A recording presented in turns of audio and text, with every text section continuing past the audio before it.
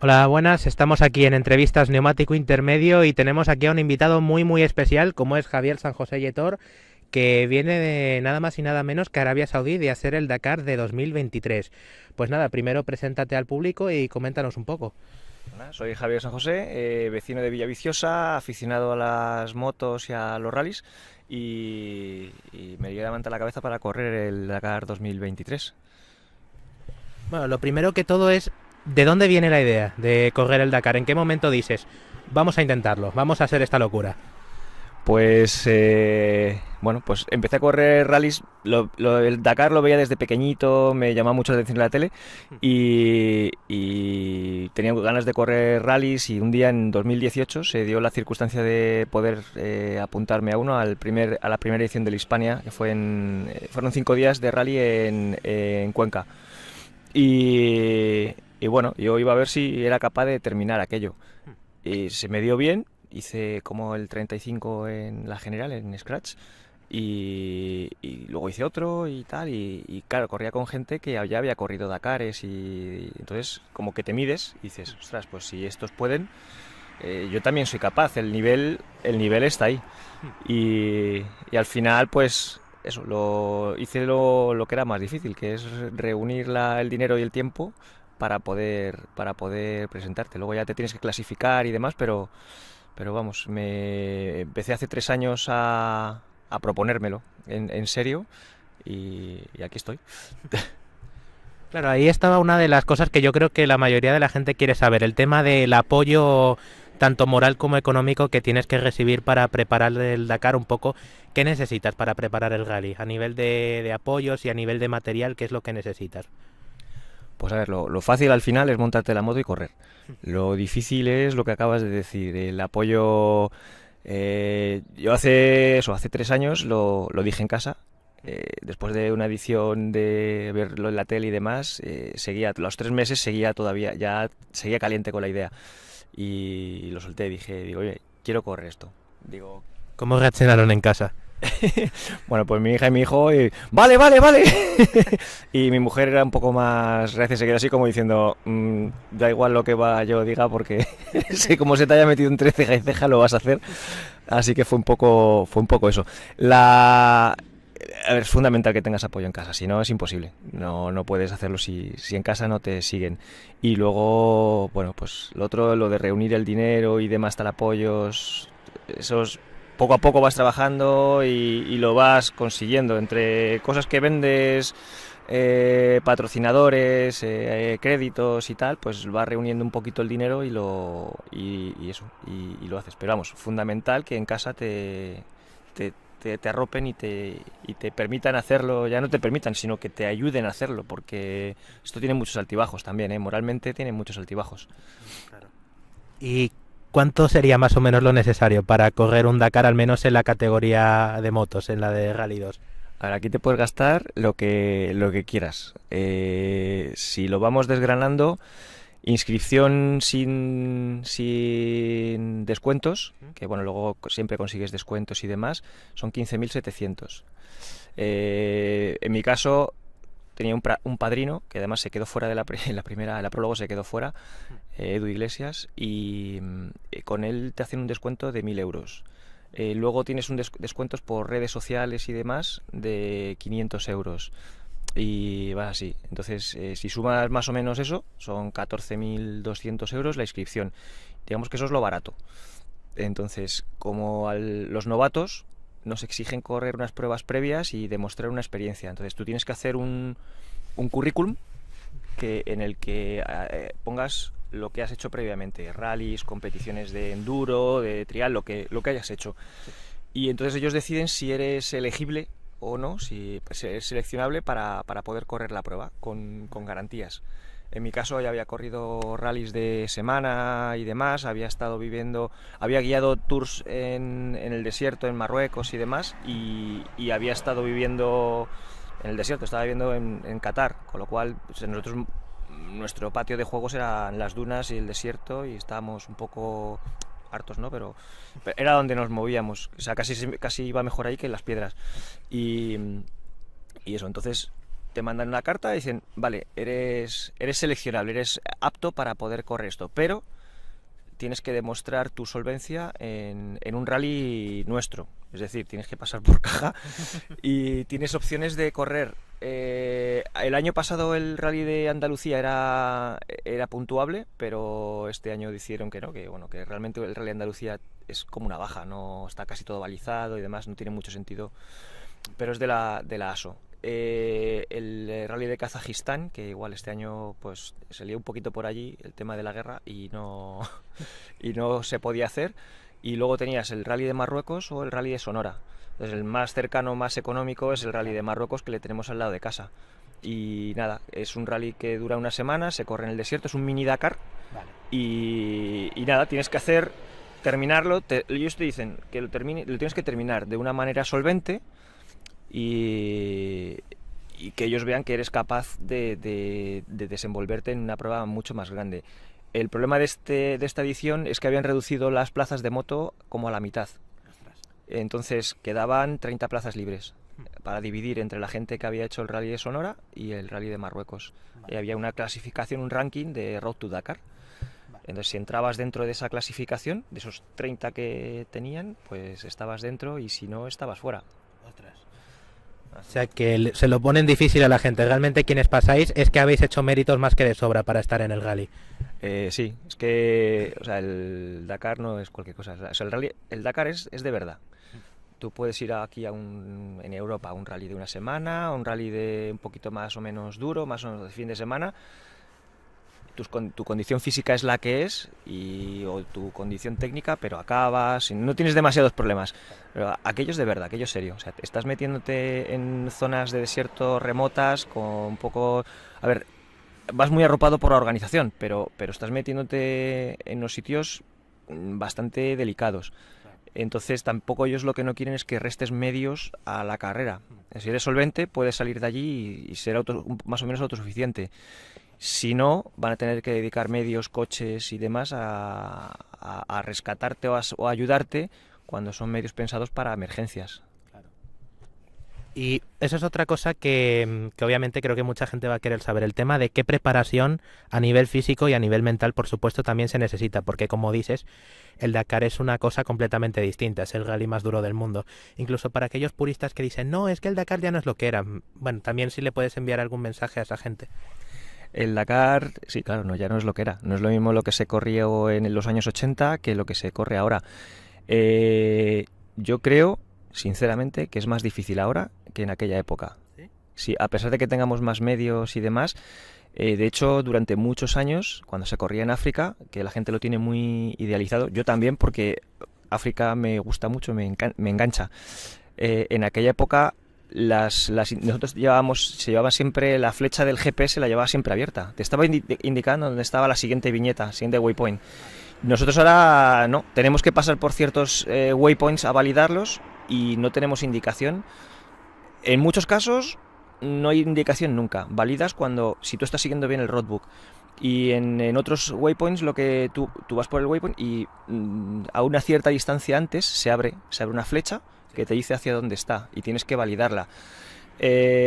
Ahora hay una categoría, lo digo por comparar, ahora hay una categoría que se llama Classics, que se corre con coches que tienen más de 20 años, coches y camiones de más de 20 años que en alguna edición hayan corrido el Dakar. Esos vehículos no pueden pasar por donde nosotros pasamos, es imposible. No hay manera de que sean capaces de pasar por estos sitios, entonces los llevan por una ruta más fácil. En cuanto a distancias, hemos hecho distancias más largas de las que se hacían en aquella época. Hemos hecho etapas de 935 kilómetros. Sí, entre enlace y especial. Sí, claro, es que en África también era entre enlace y especial, esas distancias. Había menos carreteras y los enlaces eran por pistas, pero bueno, eran pistas que eran muy transitadas y demás y no había dificultad, era rodar con una moto, un vehículo tenemos la velocidad limitada hoy en día. En aquella época no estaba la velocidad limitada. Tú podías ir por una pista a lo que diera tu vehículo. Hoy las motos tenemos 160 de máxima. Sí. Y según tramos, 120, 30, 50 y todas esas cosas están registradas en el GPS y te penalizan si te pasas de velocidad, con lo cual no es menos duro de lo que se hacía antes, ni menos difícil. Yo creo que realmente al deber técnicamente es más difícil. Muy interesante todo esto que nos cuentas, ¿no? Un poco lo que decía de lo que estabas también tú comentando, de esa mitificación, ¿no? Del Dakar original, del París-Dakar antiguo. Y con este tema, ¿cuál es la preparación que tuviste que hacer, como digo, tanto a nivel físico como a nivel mental, de tema entrenamientos de gimnasio y todo eso? Pues tema físico en el gimnasio, bueno, entreno en Brunete, en Nanobox, que es también patrocinador y bueno, me ha estado preparando, pero pues hemos tenido unos entrenamientos bastante fuertes.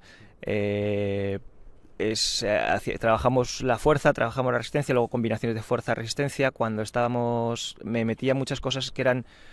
Llevaba una bicicleta de BMX ciertos días al gimnasio y marcaba un circuito, había que subirse por encima de unas pesas y tal, con unos agarraderas, me ponía unas espumas en el manillar para que no pudiera agarrarme bien, y cuando estaba ya reventado de todo lo que había hecho antes, hacía los circuitos, hacía con la bici y demás, y era un poco de gestión mental, porque no era fluido, tenías que pensar cómo pasar el sitio, bueno, era una manera un poco de entrenar. Y luego a eso le sumabas, pues eso, salir en moto y demás, y da igual si llovía, hacía frío, hacía calor, salías y salías, porque tocaba hacer, pues bueno, o cronos, o ruta, o lo que te hubiera marcado ese día para hacerlo. O sea, yo he venido aquí días con mucho frío, lloviendo, con las botas empapadas y con todo, y al día siguiente otra vez, y salías de casa de noche. Y eso, y cero ganas. Se estaba muy bien en la cama, pero bueno, pero era parte del juego. Así que, y eso, bueno, David me lo marcó un poco ahí. Así que, bueno, para prepararte bien hay que recurrir a alguien que te marque un poco las pautas y te lleve, porque si no, al final tú solo vas relajando. Hoy estoy cansado y tal, hoy... Claro. Si tienes a alguien detrás con la vara exigiéndote ese rendimiento, pues eso, y ha dado buen resultado. Y tanto, has logrado terminar el Dakar, tu primer Dakar, que eso tiene muchísimo mérito. Y luego también el tema técnico. Vamos un poco que, a ver, a todos aquí nos gustan los coches, nos gustan las motos. Háblanos un poco sobre la moto que utilizaste, una KTM, si no me equivoco. Sí, usé una KTM, una 450 Rally. Creo que es la moto adecuada es una moto diseñada para esto, para correr el Dakar. Entonces es la moto adecuada para hacer esto. Sobre todo, es una moto cara. Nueva son 32.000 o 35.000 euros si la consigues, porque se fabrican 70 motos al año y tienes que poder coger una. Yo cogí una de segunda mano, se la compré a Eduardo Iglesias, que llevaba ya 2 Dakares la moto, pero la tenía muy bien cuidada. La tenía muy bien cuidada y estaba bien mantenida, y eso. Y luego es una moto que creo que para un piloto amateur, un piloto privado, viene muy bien. A pesar de que te gastas ese dinero, es una moto que le hace falta muy poco mantenimiento, está diseñada para eso. Entonces, y tienes la ventaja de poder comprar el Service Pack a KTM y tener un acceso a piezas de recambio allí. Vale. Con lo cual, eso, a mí, en mi caso, por ejemplo, un día rompí el colector de escape, le hice un agujero y fui a comprar otro. Y entonces es una ventaja el poder tirar esas piezas. La gente que va con kits, hay kits que están mejor o peor hechos, pero al final son una adaptación sobre una moto de enduro que se afloja, que se rompe, que se tuerza. No está bien equilibrada la moto. Entonces, si quieres quitarte problemas, esta es la moto, no hay otra. Claro, o sea que digamos es un poco una moto que está bien para empezar y que sobre todo te dan todo el apoyo que necesitas para no tener que preocuparte de demasiado. Sí, yo es que no he tenido que apretar ni un tornillo de más. El mantenimiento, ayer me decía un amigo, dice, joder, ¿qué? Dice, te veía con la moto en la etapa de descanso y todo esto en el chasis. Digo, ya, pero es que en el chasis la dejas con una llave del 6, con una lente del 6 la has desmontado. Y bueno, atrás lleva una Torx de 40, o sea, con 2 llaves has desmontado toda la moto, la has dejado desnuda para poder acceder a lo que quieras. Y esa accesibilidad facilita mucho. Cuando vas sin medios, vas sin mantenimiento, sin mecánicos y demás, el facilitarte esa tarea es fundamental. Y bueno, ya para terminar el tema de la preparación y demás, a nivel técnico, a nivel de conocimientos de mecánica y tal, ¿qué tipo de preparación dirías que hace falta para, por lo menos, para participar en el Dakar en condiciones?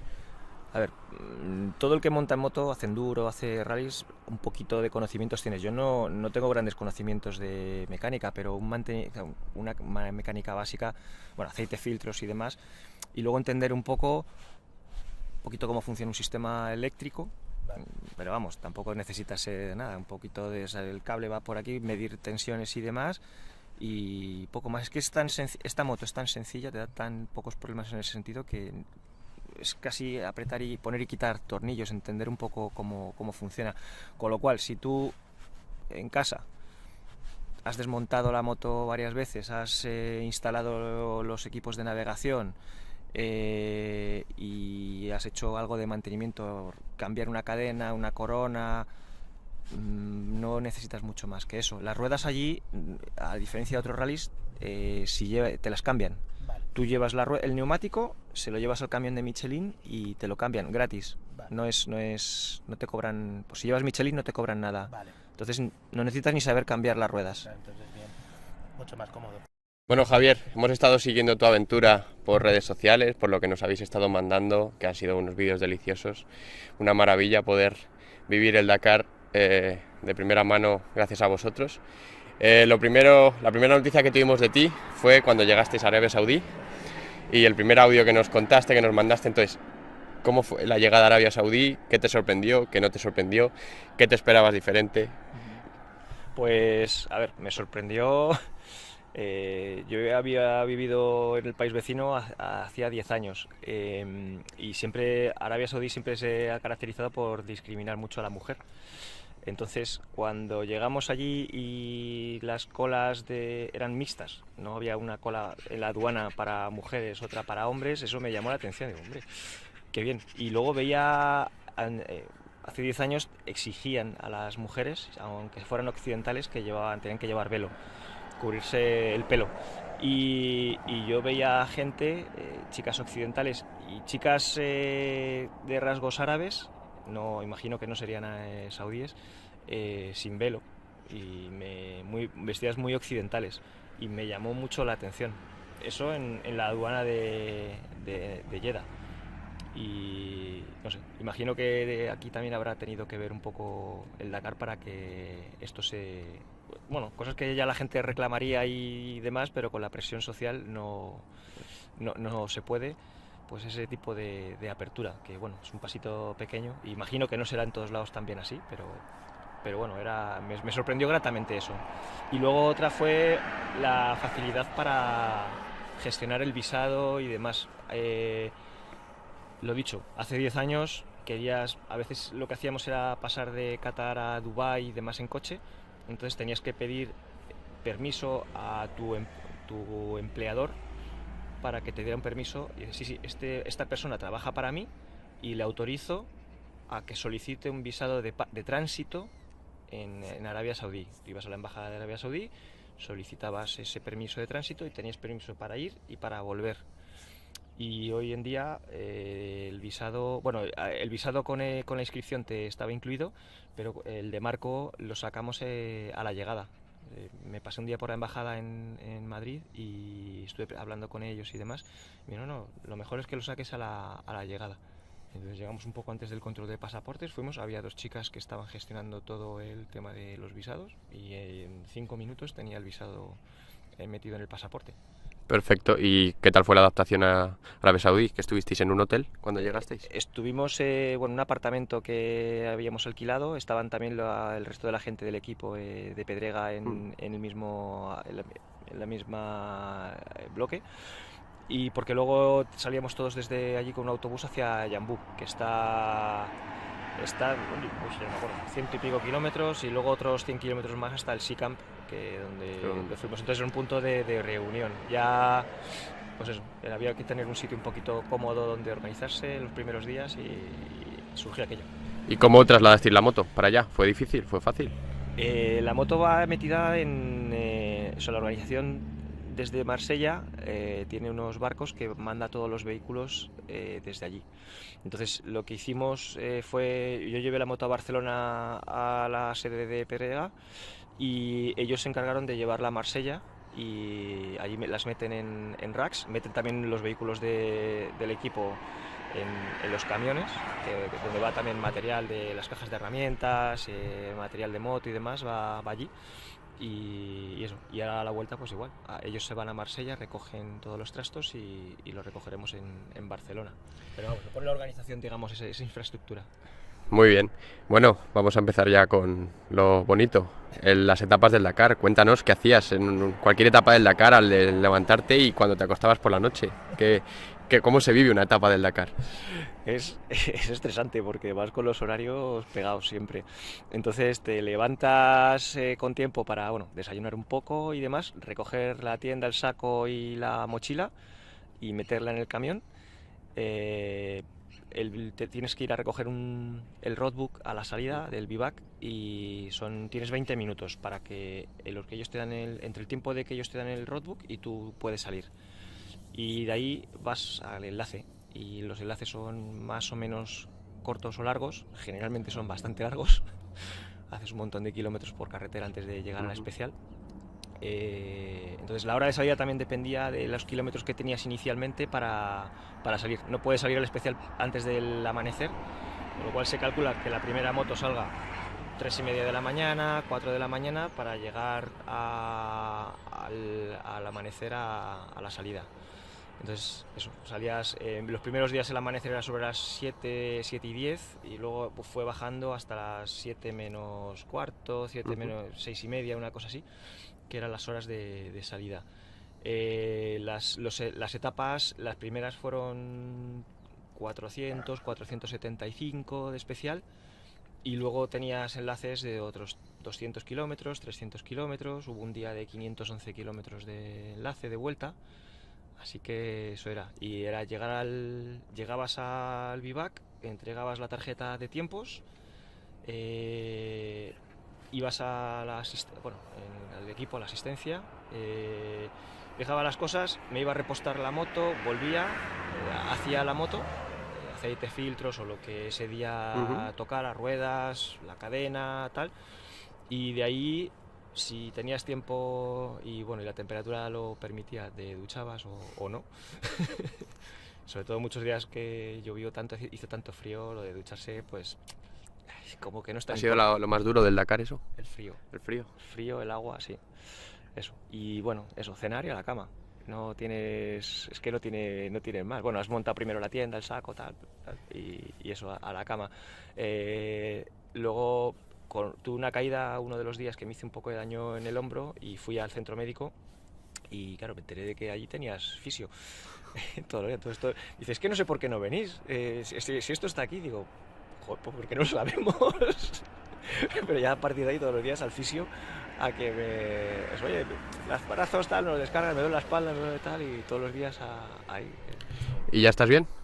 Sí, más o menos. Todavía duele un poco las bisagras, pero los hombros los tengo todavía tocaos de, son muchos kilómetros, muchos impactos, caídas y demás, y todavía están un poco tocaetes. Bueno, ahora tienes un merecido descanso después del Dakar. Y una pregunta que yo te quiero hacer es, el año pasado hubo cierta polémica con el tema del roadbook. ¿Qué tal este año ha sido el roadbook? El roadbook ha estado bien, yo no he encontrado defectos en el roadbook. De hecho, dijeron que querían desdoblarlos para aumentar un poquito la navegación, la dificultad de la navegación, que no todo el mundo fuera siguiendo huellas y demás, aprovechándose de los primeros, pero era bastante complicado y van a tener bastantes reclamaciones, porque claro, ir por aquí, ir por allí puede ser distinto de dificultad o de tiempo, y al final han hecho un solo roadbook, pero yo creo que ha sido bastante fidedigno, a pesar de las lluvias y todo.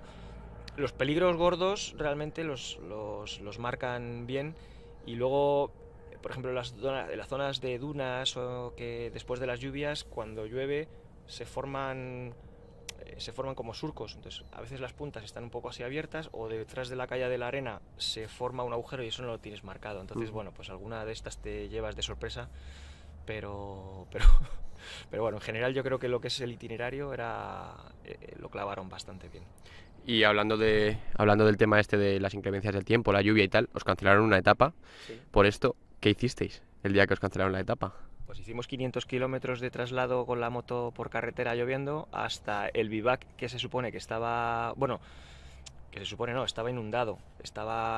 Entonces sí quedaba para que dejáramos los vehículos en la parte de fuera.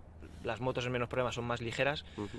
Y entráramos andando dentro de las instalaciones y demás, porque aquello no se podía, o sea, estaba tan blando, era arena y un poco de barro, pero o sea, estaba tan blando con la lluvia que se hubieran metido, ya no digo camiones, coches, aquello hubiera sido en surcos y hubiera sido bastante delicado. Entonces eso, pues nos hicieron una especie de semi-etapa maratón. Fuimos para allá, no se podía tocar la moto. Dormimos allí todos juntos debajo en una de las naves que tienen allí de unas carpas y al día siguiente la etapa de vuelta a Riad. Igual, lloviendo, empezamos la especial lloviendo y demás también y bueno, la tónica del rally, la lluvia. Un día, en uno de estos audios y vídeos que nos mandabas maravillosos, nos contaste que te adelantó un quad y que te sorprendió mucho. A lo largo del rally te han adelantado coches, quads, otro tipo de vehículos, y ¿cuál es lo que más te ha sorprendido? Sí, me sorprenden mucho los T1 Plus. Es una categoría que han hecho, un tipo de vehículo que han hecho para este año. Han aumentado el diámetro de ruedas y la anchura, dejan unos surcos tremendos, pero es que los ves andar por las pistas y por las dunas y no te crees cómo va eso. O sea, es que hacen cosas que parecen motos en vez de coches. Y luego, bueno, me sorprende mucho el olor que desprenden esos coches. Las gasolinas especiales huelen muy raras. No sabría describir el olor, pero es un olor muy peculiar. Cuando te adelantan y se queda un rato impregnado el ambiente en ese olor. De hecho, hay sitios cuando vamos a los repostajes, estos repostan en otro sitio, otro tipo de gasolina. Y es curioso el olor. Y luego, bueno, muchos no tocan el Sentinel y te pasan muy cerca, ¿eh? Te pasan, claro, tú no, entre el ruido de la moto, lo que estás haciendo y demás, tú no sabes que tienes un vehículo detrás hasta que lo tienes encima. Y el Sentinel es obligatorio tocarlo. Había unos coches, eran chinos creo, el equipo era chino, negros y amarillos, no tocaban el Sentinel nunca. Carlos Sainz no suele tocar el Sentinel. Y a veces te pega unos sustos de la leche. Es que es peligroso, es obligatorio. O sea, por lo menos saber, tocar el Sentinel, te puedes girar y saber que lo tienes detrás. Sí. Detrás no es detrás a 10 metros, que es a 100 metros que te dé tiempo a girarte, porque a veces tocaban el Sentinel y te estaba adelantando justo. Y es peligroso eso. Yo creo que no son conscientes de lo que os jugáis. Sí. ¿Hubo problemas de polvo? Porque el año pasado hubo también polémica con el polvo. No, porque con las lluvias y demás, los primer día sí que hubo un poco más de polvo y tal, pero en general no, estaba todo el terreno mojado, entonces no... Mejor, para vosotros las motos y tal, mejor. Y bueno, en el campamento estabais allí todos los pilotos, todos los equipos, la organización. ¿Cómo es el ambiente en el campamento? ¿Tienes alguna anécdota curiosa que nos puedas contar? No, bueno, en los campamentos realmente va todo el mundo como pollo sin cabeza y no se convives porque estás por allí con todo el mundo, pero no se convive demasiado. Pero las etapas maratón sí, la etapa maratón, como todo, mecánicos y demás tal, es cuando realmente convives. A mí fue la parte que más me gustó, esa parte de convivencia. Estás sentado con piloto, durmiendo al lado con pilotos profesionales, al final muchos, gente que tú sigues, tus ídolos y demás, y los tienes ahí al lado y estás durmiendo con ellos, comiendo con ellos, cenando con ellos y bueno, es un poco la parte más chula de esto. Y no sé, dentro de los campamentos tampoco, ya te digo, no hay muchas anécdotas. No había mucho tiempo tampoco. No. Muy bien. Bueno, a ver, has hecho una cosa que yo creo que mucha de la gente que nos va a ver querría hacer, que es hacer un Dakar. Es una experiencia mágica. ¿Qué es con lo que más te quedas de todo esto? ¿Cuáles son los mejores recuerdos, las mejores vivencias con las que te quedas del rally? Es que hay tantas cosas. Bueno, los paisajes me gustaron mucho, pero me quedo con la gente. O sea, la calidez de la gente. Hablo ya no solamente la gente con la que hemos compartido la carrera y demás, sino que también con la gente que me ha estado siguiendo, apoyando y demás. O sea, me ha parecido súper emocionante. Que gente, la mayor parte de ellos no los conozco, otros los he conocido por el camino gracias a esto. Se han desvivido por mí. Digo, pues si no me conocen de nada y se han volcado, que eso me ha parecido tan bonito que es eso. O sea, muchas veces, sobre todo preparando el rally y demás, voy a mandar, Dios, a la mierda todo esto, no merece la pena, o no, estoy cansado de hacer aquí el Pino Puente. Y esta gente siempre te arropa, y durante la carrera no te puedes ni imaginar. Y luego gente que he conocido allí que Kate, por ejemplo, que era la fisio del equipo, conmigo ha sido como una madre, como aquel que dice, me ha cuidado como eso. Y luego los mecánicos allí, que yo en principio iba sin asistencia, me han ayudado sin tener que ayudarme, como Emily, que era el que estaba yo más cerca y demás, ha sido igual, casi como mi padre, no tío, tal, esto hazlo así, esto tal, o bueno, Pelut, que tiene una reputación de la leche en todos estos rallies, sí. Igual, no tenía que hacer cosas y quita, rata, rata, se ponía ahí tal, o Santi igual también es un tío, además son gente muy buena haciendo lo que hacen. Yo no sé si los pones en un taller, son buenos mecánicos en un taller, como lo que conocieron, pero como mecánicos de carreras han sido espectaculares. Y claro, mis conocimientos son muy limitados y mis habilidades. Y estos tíos te han hecho más de lo que debieran haber hecho ya digo, que yo no tenía contratada asistencia y muchas veces... quita. Te apartaban, quita. Y lo que a ti te tardas 15 minutos en hacer, ellos hacen ya. Claro. Claro, la experiencia, ¿no? Pero sobre todo es eso, me imagino que el Dakar es un poco eso es algo tan duro, tan complicado, que al final, si apoyas al otro, ganas tú también, me imagino. Sí, eso por descontado. Es que no sabes lo que es hasta que no estás dentro de ello. La dureza del rally no es solamente lo que es la parte de la carrera, ¿no? Lo que se ve en la tele, el tío saltando dunas o demás. Hay mucho detrás de todo eso que se hace duro. Claro. Entonces, lo que comentábamos de toda esta gente que te echa un apoyo, muchas veces moralmente, otras veces físicamente, es una pasada. Y el día que llegué un día con hipotermia. Sí. Rubén Saldaña es un amigo, íbamos corriendo juntos, sí. Y se lesionó el hombro, se rompió el acromio, el tendón, y estaba fuera de carrera. Y ese día me cogió y ponte ahí, no sé qué, yo te hago la moto. Se puso él a hacerme la moto antes para que yo me calentara y pudiera descansar. Madre mía. Y a ver, no voy a preguntar lo de si recomendarías a la gente hacer el rally, porque ya me imagino la respuesta. La pregunta va más por el camino. ¿Qué consejos, si pudieras darle 5 consejos a alguien que fuera a empezar en el Dakar, que quisiera hacer un Dakar de aquí a un lapso de 5 años, por ejemplo, qué consejos le darías? ¿Qué 5 consejos le darías a alguien que quisiera meterse en el Dakar de lleno? Bueno, primero, que esté seguro que quiere hacerlo. Eso, nosotros, en la sociedad que tenemos ahora, muchas veces quieres hacer algo, quieres consumir algo, porque lo has visto mucho, y entonces, ostras, yo quiero hacerlo. Sí. Pero ¿de verdad quieres hacerlo? Porque implica mucho esfuerzo.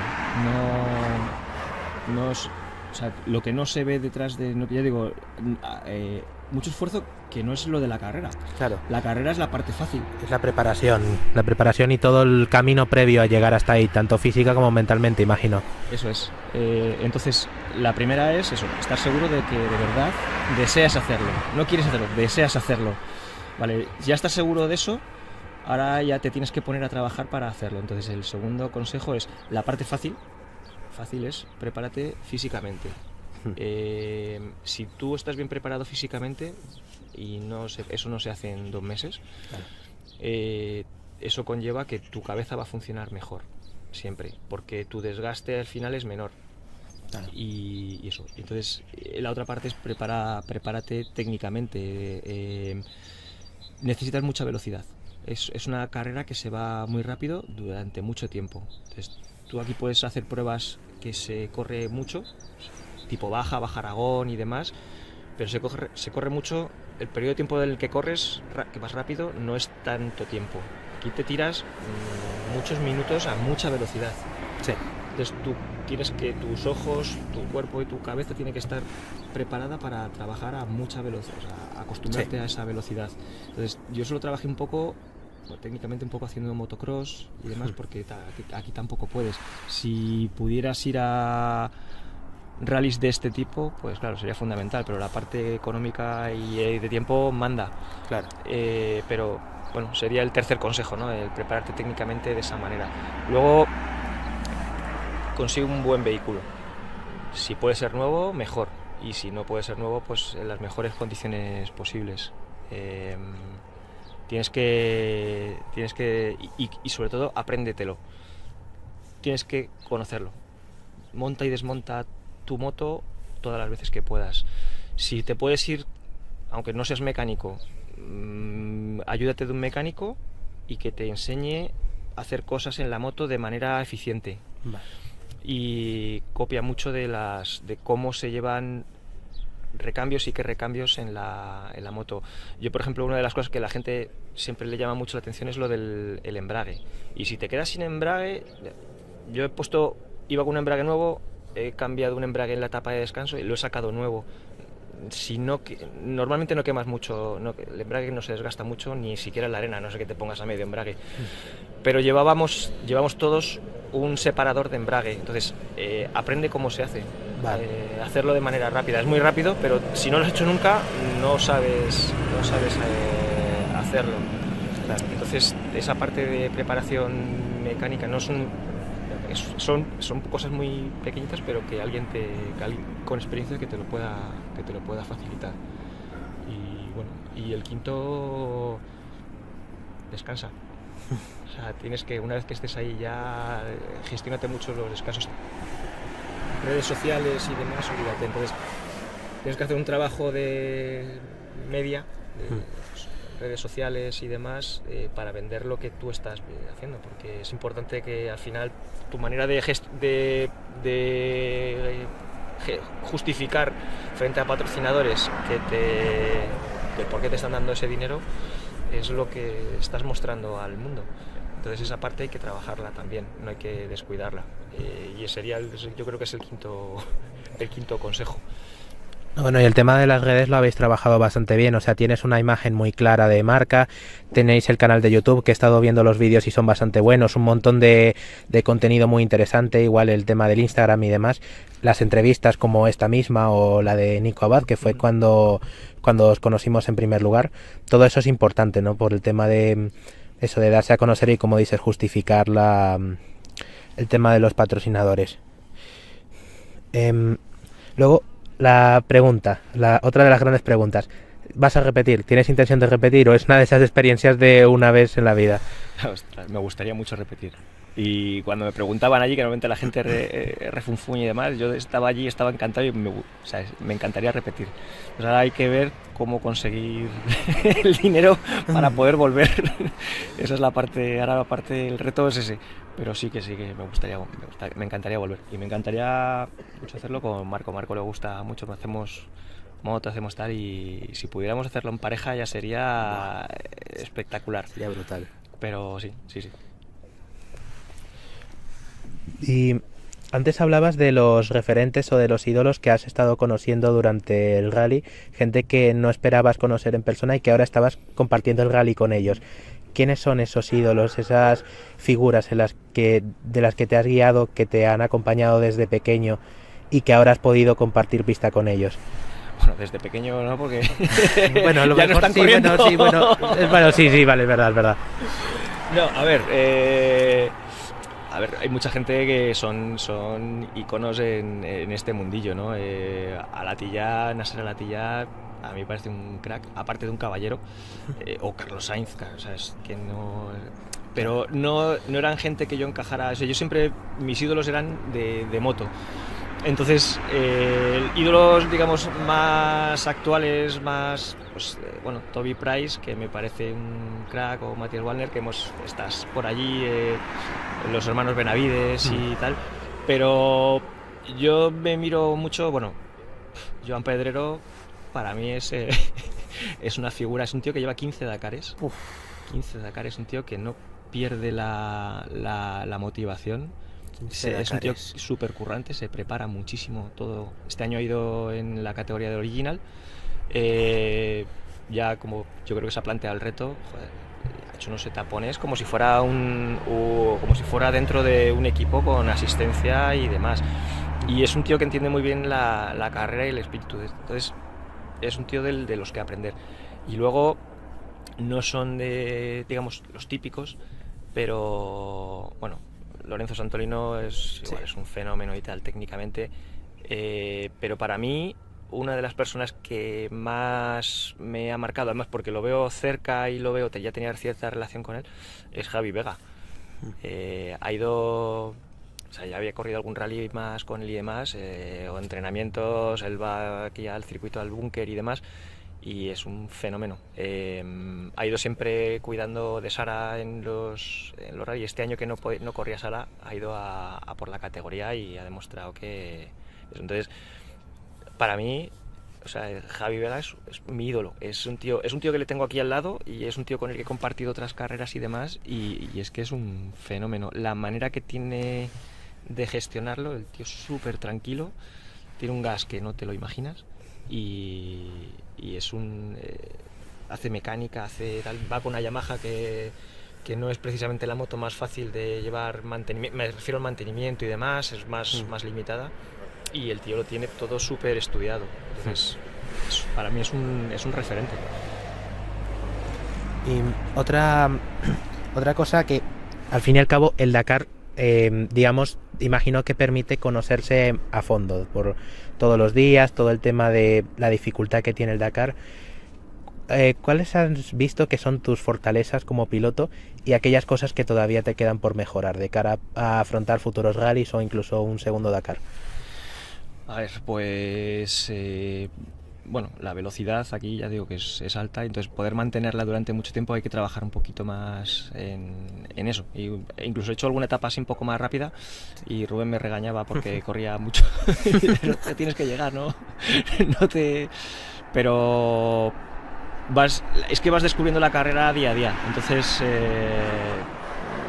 no me ha ido mal en ningún aspecto, y creo que repetiría la preparación que hemos hecho, la preparación física y demás que he hecho ha sido bastante buena, con lo cual la repetiría. Y sí que me gustaría, lo que pasa que hablábamos siempre del tiempo y el dinero, poder hacer algún rally más durante la temporada, porque sobre todo de una semana, de varios días y demás, porque es que llegas en ese aspecto un poco más justo. Entonces, y sobre todo rallies en desierto, porque la navegación es distinta. Me preguntaban si... Yo voy mucho a las pruebas, de hecho este año las pude hacer todas, las de la Extreme 300, ¿sí? Que son pruebas de navegación muy buenas, los roadbooks son estupendos, la navegación es bastante difícil, pero son rallies dentro del territorio europeo, entonces vale. Es distinto. Entonces me gustaría poder correr alguno más en desierto, en Marruecos, que lo tenemos al lado, en eso, para poder prepararlo mejor, porque la navegación ya te digo que es distinta, se navega de otra manera. Y bueno, ya para terminar, bueno, primero nosotros mismos tenemos que darte las gracias por esta entrevista y por darnos todos estos audios, toda la información que nos has estado dando, por, digamos, complementar la cobertura que hemos estado haciendo del Dakar en nuestros vídeos. Y también queremos que aproveches este espacio para dar tus agradecimientos tanto a aquellos familiares, allegados como patrocinadores, otros pilotos y tal, a los que les quieras dar las gracias por todo esto. Pues sí, me gustaría, bueno, mi familia por supuesto, que me han soportado estos 3 años de preparación. Ha sido, mi mujer especialmente lo ha sufrido, y mis padres igual, no han dicho nada, pero yo sé que les da miedo y bueno, y luego la parte que tenemos de los supporters, desde el primero hasta el último, hay que no puedo nombrar a todos, pues son 100 y pico y son muchos en ese sentido, pero darles las gracias de verdad que ha sido eso. Luego mucha gente me ha escrito, no eran soportes, me ha escrito por redes sociales y demás, que no puedo contestar a todos y menos durante la prueba. De hecho no llevaba yo las redes sociales ni nada, algún mensaje de WhatsApp o de Telegram contestaba, pero yo no llevaba, lo llevaba Marco y Renato, un compañero suyo. Por cierto, gracias Renato. Y luego todos los patrocinadores a Rondel, que son una joyería, hacen joyas y demás que están relacionadas con la aviación y con motivos árabes, y desde el primer momento a KTM Ibiza. Me pillo un poco lejos, pero gracias Gordon por todo el apoyo desde el principio, que no me conocía nadie, no era nada y me han estado echando una mano. David de Nanobox por la preparación física, a las Tren 300, a Fernando, que me ha permitido ir a sus pruebas y para que pudiera entrenar y demás, me ha facilitado todo, a 300 KM Club. Luego a Touch of Synergy, que me han apoyado aquí desde Villaviciosa. Es una empresa de nutrición y de cosmética que fabrica aquí en Villaviciosa con productos naturales, veganos, y me han echado una mano con todo. Al Ayuntamiento de Villaviciosa también. Y no sé si se me olvida. Bueno, Power Willy. Siempre hay que cuidar a los patrocinadores. Sí, no, estos hacen prendas de camisetas técnicas y demás para esto, y estoy encantado. Es patrocinador, pero es que, joder, la calidad que tienen las camisetas, de verdad que cuando hacía frío te mojabas y te mantenía seco el cuerpo, ostras, o cuando hacía calor sudabas y igual te quedaba seco. Tiene una calidad de las prendas que son de agradecer, ¿eh? Y eso, y no sé si me dejo alguno más por ahí. Si me dejo alguno, que por favor que me perdone. Bueno, el que no ya lo sabe, o sea, al final el que ha estado ahí lo sabe. Sí. Pues nada, Javier, muchísimas gracias de verdad por todo. Y gracias a vosotros por toda la cobertura. A veces os enviaba los audios tarde y demás, pero es que ya no me daba tiempo, se me olvidaba, y otros no había cobertura. Estabas buscando por ahí, grababas algo y se enviaba a las horas. Ya el hecho de recibir algún audio todos los días y tal, sobre todo con el tema de cobertura y demás, ya es más que suficiente. O sea, de verdad, muchísimas gracias, porque de verdad que nos ha dado una nueva dimensión a los resúmenes del rally, porque claro, nosotros intentamos cubrir pues las posiciones más importantes y tal, que es lo más mediático y lo que la gente ve más, pero claro, poder contar con la experiencia de alguien desde dentro es completamente distinto. Pues nada, muchas gracias. Y eso, Marco ha hecho toda la cobertura de media, se está currando unos vídeos espectaculares ahí en YouTube. Doy fe de ello. Y nada, y allí me ha cuidado, me ha cuidado, o sea, llegaba y me atendía el tío lo que no te puedes imaginar. Ha hecho el papel de padre, que es mi hijo, me lo ha hecho él. Pues nada, de verdad, muchas gracias, y que sigan los éxitos, porque ya todo lo que has hecho es un logro espectacular y un éxito monumental. Muchas gracias.